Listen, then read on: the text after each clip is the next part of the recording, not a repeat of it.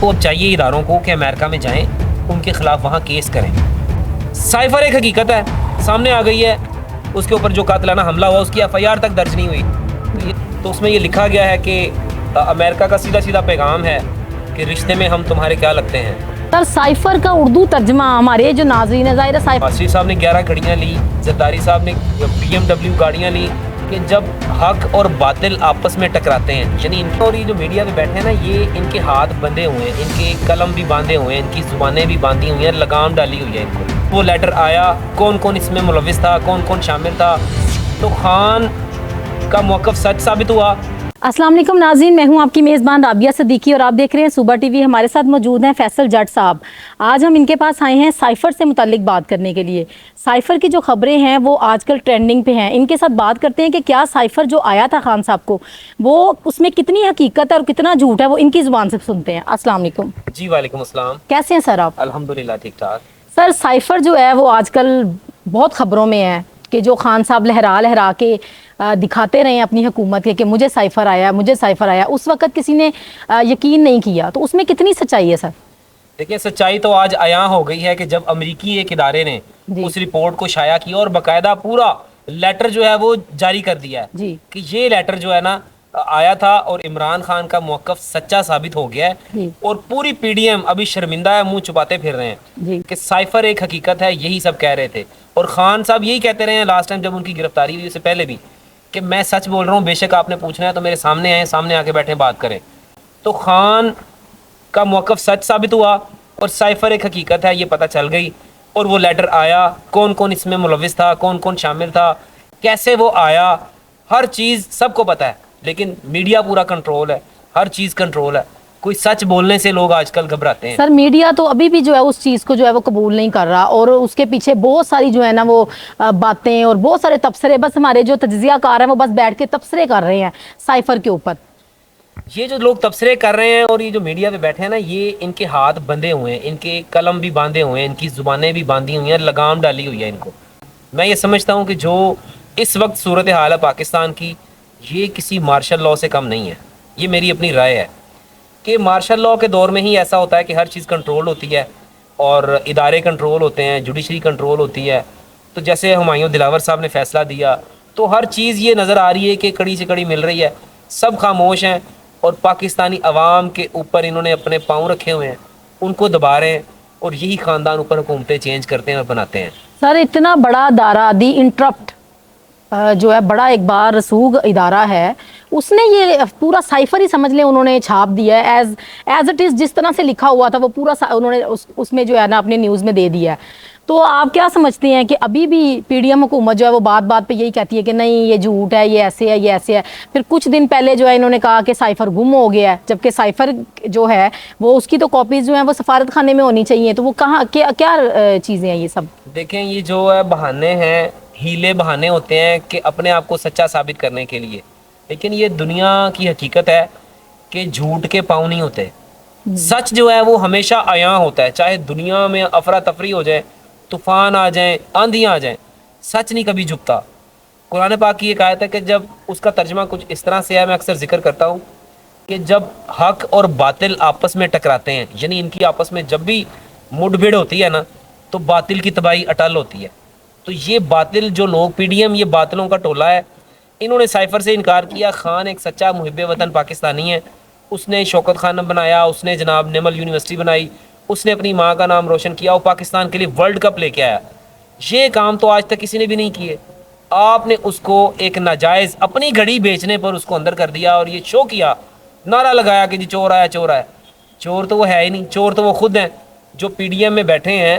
وہ نواز شریف صاحب نے 11 گھڑیاں لی, زرداری صاحب نے BMW گاڑیاں لی, مریم نواز صاحبہ کسی عہدے پہ نہ ہوتے ہوئے بھی انہوں نے BMW اور پتہ نہیں کون کون سی گاڑیاں لی ہیں عربی شہزادوں سے, اور ان کا جواب تو آج تک دیا نہیں ہے. تو اگر تو آپ نے دیکھا ہوگا کہ وہ انٹرویو میں گھبرا رہی ہیں, وہ بڑا وائرل ہوا انٹرویو, مریم نواز صاحبہ پانی پی رہی ہیں, منصور علی نے انٹرویو لیا تھا, انٹرویو کہہ رہی ہیں ہاں یہ ریکارڈ ہو, یہ بند کرو, یہ بند کرو. مطلب ساری دنیا جانتی ہے یہ جھوٹوں ہیں, جھوٹوں کے نانے ہیں, جھوٹوں کے دادے ہیں. یہ سائفر ایک حقیقت ہے, سامنے آ گئی ہے. اب اگر الیکشن ہوتے ہیں पाकिस्तानी अवाम इस पूरे पीडीएम टोले को रिजेक्ट करेगी। सर साइफर का उर्दू तर्जमा, हमारे जो नाजरीन है, ज़ाहिर है साइफर इंग्लिश में था तो कुछ लोगों को उसकी समझ आई, कुछ को नहीं भी आई, तो हम चाहते हैं कि आप वो उसका उर्दू तर्जमा बताएं कि आखिर साइफर में ऐसा क्या कहा गया था हमारे मुल्क के प्राइम मिनिस्टर को, यानी कि एक साबिका प्राइम मिनिस्टर इमरान खान साहब को वो साइफर लिखा जाता है जिसमें नाम साफ लफ्ज़ों में लिखा हुआ है, मेंशन है उस साइफर के अंदर।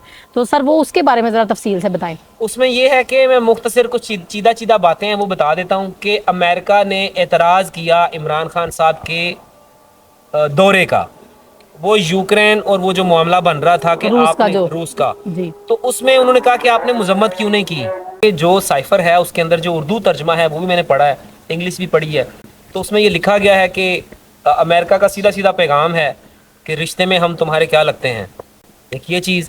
और दूसरा उसके अलावा इस पर यह लिखा गया वाजिया कि इमरान खान की जो गवर्नमेंट है, रजीम चेंज जो ऑपरेशन हुआ, वो सारी सच्चाई इस लेटर के तहत साबित हो गई, क्योंकि वो इदारे ने जो शाया किया है वो अमेरिका का ही इदारा है इंटरप्ट, तो उसने ये चीज़ शाया की, लेटर ही शाया कर दिया पूरा। तो अब तो वो ये सवाल ही नहीं रहता, ये तो जवाब ही नहीं रहता कि जनाब ये झूठ है, ये वो हवा में लहराया, क्या हुआ, हर चीज़ सबको पता है। उससे मुखातिब किया गया जो उस वक्त के हमारे चीफ ऑफ आर्मी स्टाफ थे, उनको मुखातिब किया गया और वाजिया कहा गया कि ये इसको हटाओ। तो ये जो साइफर है ये साबित हो गया कि इमरान खान ने जब एब्सोल्युटली नॉट कहा तो उसके बाद उनके तेवर चेंज हो गए। खान साहब पूरी दुनिया के साथ अच्छे मामलात चाहते हैं, खान साहब अपने हमसाय ममालिक के साथ भी अच्छे मामलात चाहते हैं।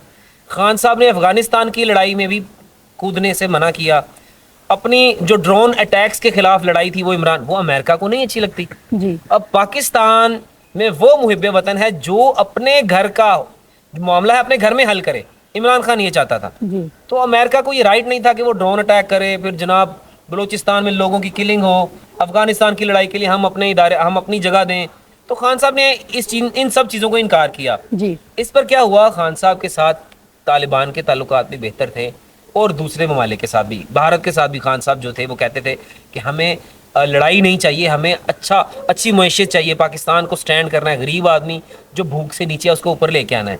तो साइफर का जो इंटरप्ट इदारे ने पब्लिश किया ये आया हो गया, सच्चाई वाजिया हो गई, सारी दुनिया ने देख लिया कि वो शख्स जिसको आप लोगों ने झूठे मुकदमे किए उसके ऊपर FIR, उसके ऊपर जो कातिलाना हमला हुआ उसकी FIR तक दर्ज नहीं हुई। तो ये जुल्म और ज्यादती कितनी देर तक चलेगी? सर पीडीएम हुकूमत अभी भी इस चीज़ से इनकार कर रही है, बल्कि उन्होंने जब हुकूमत खान साहब की ख़त्म हुई तो उसके बाद उन्होंने कहा जी साइफर गायब हो गया, साइफर गायब हो गया, जिसके ऊपर उन्होंने रेड भी करने की कोशिश की खान साहब के घर के, साइफर जो है वो खान साहब के घर में है, तो हम वहाँ से तलाश करेंगे। तो सर ये क्या सच्चाई है इसमें? तो अब तो ये है, मैं ये कहूँगा कि पाकिस्तान के जो कानून नाफिज करने वाले इदारे हैं, ये साइफर जो अब जारी हो गया है, तो इनको अब चाहिए इदारों को कि अमेरिका में जाएं, उनके खिलाफ वहाँ केस करें, उधर जाके उनके खिलाफ फाइट करें, कानूनी जंग लड़ें कि जनाब ये तो झूठ है। या ये नहीं कर सकते तो पाकिस्तान के इदारों को चाहिए कम से कम उनको निगलेक्ट करें, उनका जवाब दें।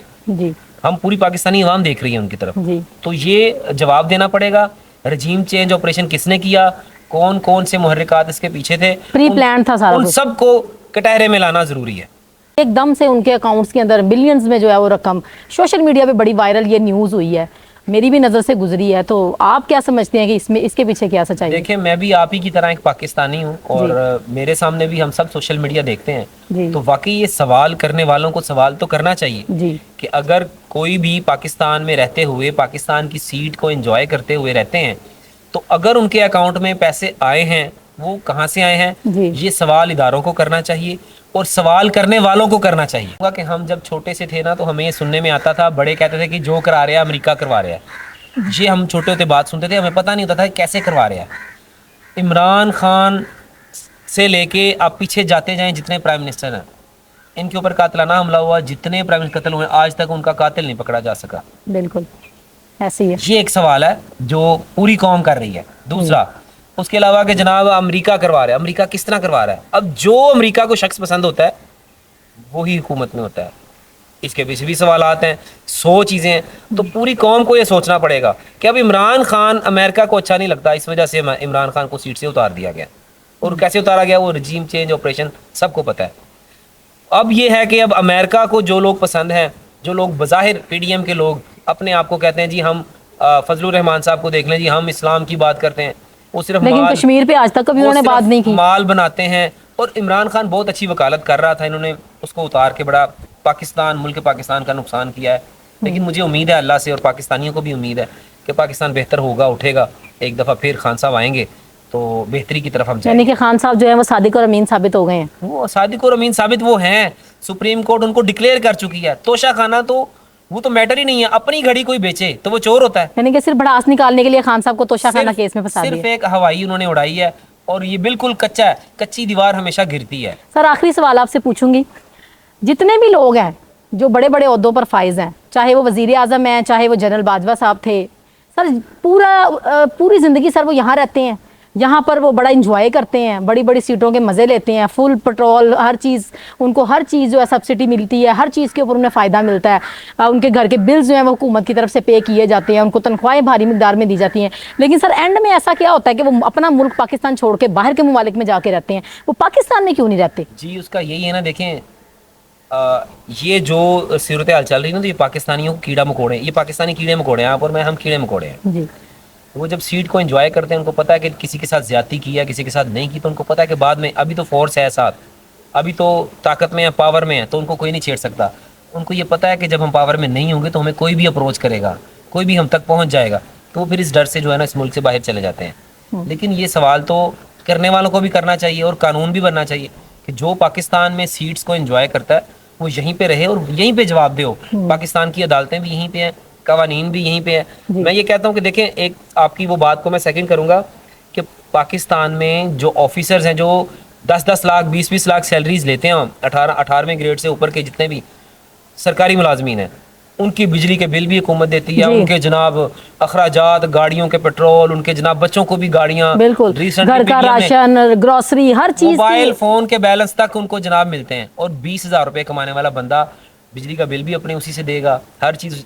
یہ ظلم ہے نا سر، نا انصافی کا نظام ہے، یہ نہیں زیادہ دیر چل سکتا.